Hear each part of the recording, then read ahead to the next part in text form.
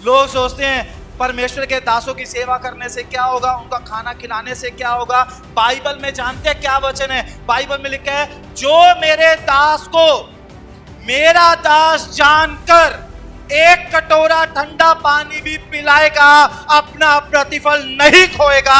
इस औरत ने तो उसको खाना खिलाया, उसके रहने का इंतजाम किया, उसके लिए अपने घर में एक परमानेंट कमरा बनाकर दे दिया। कितना बड़ा काम इसने किया और उतनी ही बड़ी आशीष को परमेश्वर ने इसकी जिंदगी में दिया।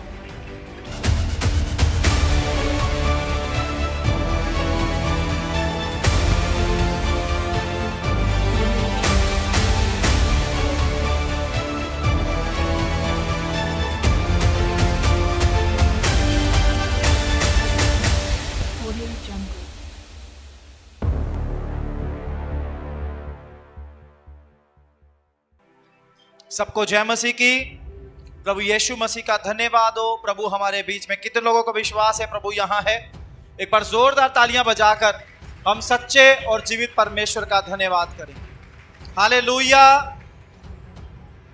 यीशु मसीह ने बोला, जो तुम्हें ग्रहण करता है, अपने दासों के बारे में बोला उसने, जो तुम्हें ग्रहण करता है वो मुझे ग्रहण करता है, जो तुम्हें तुच्छ जानता है वो मुझे तुच्छ जानता है।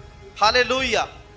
हम जो प्रभु के लोग हैं, हम जो कलीसिया के लोग हैं, हमें इस बात को समझने की आज जरूरत है। जितने परमेश्वर के दास परमेश्वर की सेवा करते हैं, खास करके वो जिनके द्वारा आप वचन सीखते हैं, बाइबल बोलती है उनका दुगना आदर करने के लिए वचन में लिखा है, जो वचन सिखाने में परिश्रम करते हैं वो दुगने आदर के योग्य समझे जाए। आमीन।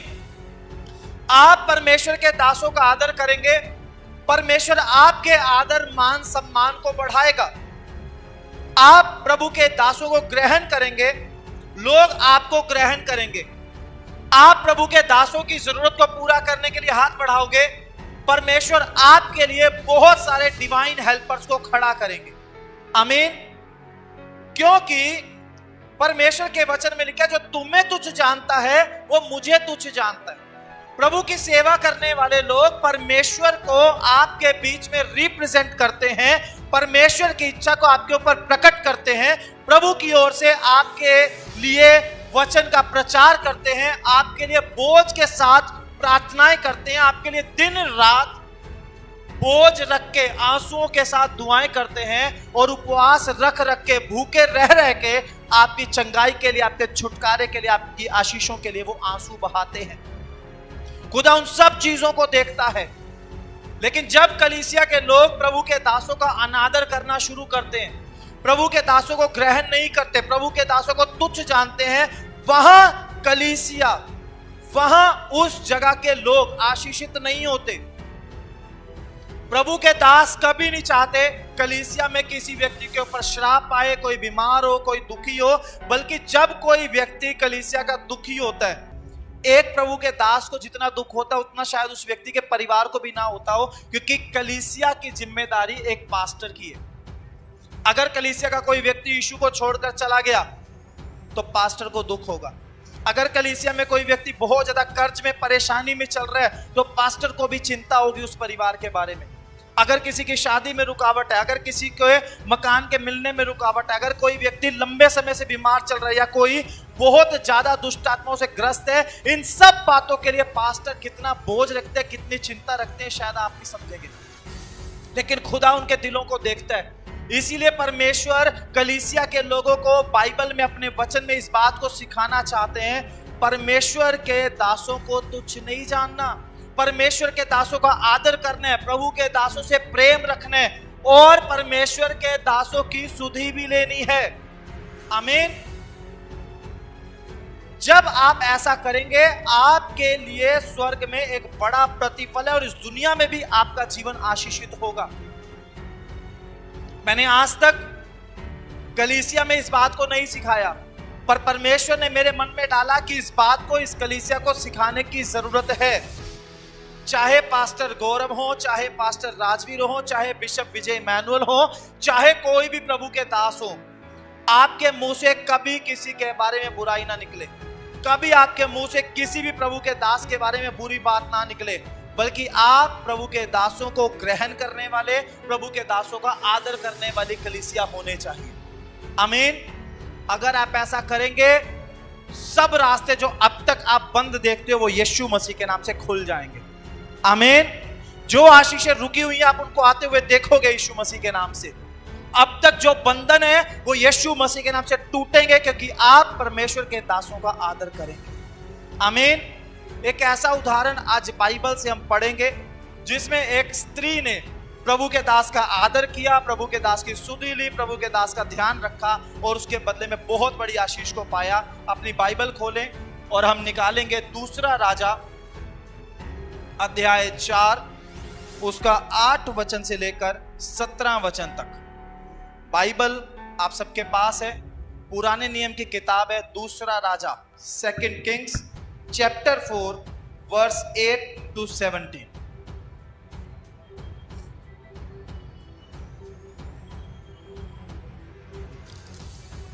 एक दिन की बात है कि अलीशा शुनेम को गया, जहाँ एक कुलीन स्त्री थी और उसने उससे रोटी खाने के लिए विनती करके विवश किया। अतः जब जब वह उधर से जाता तब तब वह वहाँ रोटी खाने को उतरता था।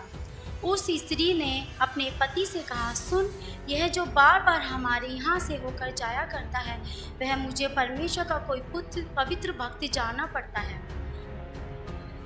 भीत पर एक छोटी उपरोठी कोठरी बनाए और उसमें उसके लिए एक खाट, एक मेज और एक कुर्सी और एक दीवट रखें कि जब जब वह हमारे यहाँ आए तब तब उसी में टिका करें। एक दिन की बात है कि वह वहाँ जाकर उस उपरोठी कोठरी में टिका और उसी में लेट गया। और उसने अपने सेवक गेहजी से कहा, उस शोनेमिन को बुला ले। उसके बुलाने से वह उसके सामने खड़ी हुई। तब उसने गेहजी से कहा, इससे कह कि तूने हमारे लिए ऐसी बड़ी चिंता की है तो तेरे लिए क्या किया जाए?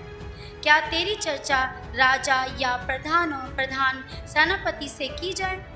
उसने उत्तर दिया, मैं तो अपने ही लोगों में रहती हूँ। फिर उसने उससे कहा, तो इसके लिए क्या किया जाए? गेहजी ने उत्तर दिया, निश्चय उसका कोई लड़का नहीं और उसका पति बूढ़ा है। उसने कहा, उसको बुला ले। और जब उसने उसे बुलाया तब वह द्वार पे खड़ी हुई। तब उसने कहा, बसंत ऋतु में दिन पूरे होने पर तू एक बेटा छाती से लगाएगी। स्त्री ने कहा, हे प्रभु, हे परमेश्वर के भक्त, ऐसा नहीं, अपनी दासी को धोखा न दे। स्त्री को गर्भ रहा और बसंत ऋतु का जो समय अलीशा ने उससे कहा था, उसी समय जब दिन पूरे हुए तब उसके पुत्र उत्पन्न हुआ। आमीन। आमीन। यहाँ पर एक स्त्री है, एक नगर शुनेम की वासी है। उस औरत के कोई भी बच्चा नहीं है, बेटा उसके पास नहीं है, लेकिन वो औरत दिल की बड़ी अच्छी है। उसको पता चला परमेश्वर का एक दास है, उसका नाम एलीशा है, वो बार बार उस शहर में आता है। वो उससे मिली और वहां लिखा है उसको रोटी खाने के लिए विवश किया। प्रभु का दास मना कर रहा होगा कि मुझे तेरे घर नहीं आना, मुझे खाना नहीं खाना, पर उसने परमेश्वर के दास को मजबूर किया कि तू आ और मेरे घर में खाना खा। प्रभु का दास उस घर में गया, खाना खाया। उसने फिर बुलाया खाना खाने, या फिर से खाना खाने। जब जब एलीशा प्रभु का दास उस शहर में जाता था, वो औरत परमेश्वर के दास को घर बुलाती थी कि तू मेरे घर में आ और मेरे घर पे आके खाना खा। जब कुछ समय तक ऐसा होता रहा तो उस औरत ने अपने पति से बात की कि जो हमारे घर में आता है वो परमेश्वर का कोई अभिषिक्त है। हम क्या करते हैं ना, हम उसके लिए कमरा बनवाते हैं। अपने घर में ऊपर एक कमरा बनाते हैं, उसमें बिस्तर लगाते हैं, उसमें टेबल कुर्सी दीवट सब रखते हैं, ताकि जब भी वो आए तो उसके रहने का ठिकाना हमारा घर हो। प्रभु का दास जब भी उस शहर में आता था उसने कमरा बनवा दिया, खास केवल प्रभु के दास के लिए। कमरा बनवाया। जब भी एलीशा वहां आता था वहां रुकता था और देखता था उसका खाना वहां है, उसके रहने का बिस्तर लगवा दिया, अलग से कमरा उसके लिए बनवा दिया। तो उसने अपने सेवक को, एलीशा ने अपने सेवक गेहजी को बोला, इस औरत ने हमारी बड़ी चिंता की है, बहुत प्यार किया है, इसने हमारे खाने पीने का, रहने का इतना अच्छा इंतजाम किया है, इसके लिए क्या करना चाहिए। गेहजी ने बोला उसके पास तो सब कुछ है, कुलीन स्त्री है। उसने बोला चलो ऐसा करेंगे, इसकी चर्चा मतलब इसके बारे में इस देश के राजा को, सेनापतियों को बताएंगे, ऊंचे पद वालों को, ताकि इसकी प्रतिष्ठा बढ़े, इसका नाम ऊंचा हो। औरत ने बोला मैं तो घर में ही रहती हूँ अपने लोगों में, मुझे इसका क्या फायदा। बाद में गेहजी ने बोला इसको बेटा नहीं है, पति बूढ़ा हो चुका और इसके पास बेटा बूढ़ा हो चुका है। इसका मतलब क्या है, वो कई सालों तक कोशिश करते रहे, उनको बेटा नहीं हुआ। अब दोनों पति पत्नी बूढ़े हो चुके हैं और उनको वो आशीष नहीं मिली अब तक। लेकिन क्योंकि इन्होंने परमेश्वर के दास की सुधि ली, परमेश्वर के दास की सेवा की, उसकी चिंता की, उसका रहना खाना पीना इन्होंने इसलिए किया क्योंकि वो परमेश्वर का दास है। और इस बात के कारण एलीशा ने उसको बोला अगले साल बसंत ऋतु के दिन पूरे होने पर तू एक बेटे को अपनी छाती से लगाएगी। और वो बोलती है परमेश्वर के दास, परमेश्वर के भक्त अपनी दासी को धोखा ना दे, अब तो हो ही नहीं सकता, ये मैं बूढ़ी हो चुकी हूं, अब बेटा कहां से हो जाएगा, अब ये संभव नहीं है। उसके मन में ये आया होगा, लेकिन परमेश्वर के दास ने बोला जो बोल दिया वो हो जाएगा। और बाइबल बोलती है ठीक बसंत ऋतु के दिन पूरे होने पर उसको परमेश्वर ने एक बेटे से ब्लेस कर दिया और उसकी जिंदगी भर का इंतजार परमेश्वर ने खत्म कर दिया। Hallelujah, hallelujah. लोग सोचते हैं परमेश्वर के दासों की सेवा करने से क्या होगा, उनका खाना खिलाने से क्या होगा। बाइबल में जानते हैं क्या वचन है, बाइबल में लिखा है जो मेरे दास को मेरा दास जानकर एक कटोरा ठंडा पानी भी पिलाएगा अपना प्रतिफल नहीं खोएगा। इस औरत ने तो उसको खाना खिलाया, उसके रहने का इंतजाम किया, उसके लिए अपने घर में एक परमानेंट कमरा बनाकर दे दिया। कितना बड़ा काम इसने किया और उतनी ही बड़ी आशीष को परमेश्वर ने इसकी जिंदगी में दिया। हालेलुया। और इसका प्रतिफल केवल यहां नहीं है, यहां तो मिलेगा ही मिलेगा। आप प्रभु के दास की जरूरत को पूरा करेंगे, प्रभु के दास का आदर करेंगे, प्रभु के दासों के लिए आप प्रार्थनाएं करेंगे, उनकी चिंता करेंगे, यहां तो खुदा चमत्कार करेगा, आशीषित करेगा ही करेगा। इसका बड़ा प्रतिफल आपको न्याय के दिन भी परमेश्वर की ओर से मिलने वाला है। आमीन। अगर आप भी अपने जीवन में ऐसे चमत्कार देखना चाहते हैं तो आप आ सकते हैं लिविंग ग्रेस चर्च दिल्ली में, जो एड्रेस आपको अपनी स्क्रीन पर शो हो रहा है। इस एड्रेस पर आपको आना है। अधिक जानकारी के लिए आप दिए गए नंबर पर संपर्क कर सकते हैं।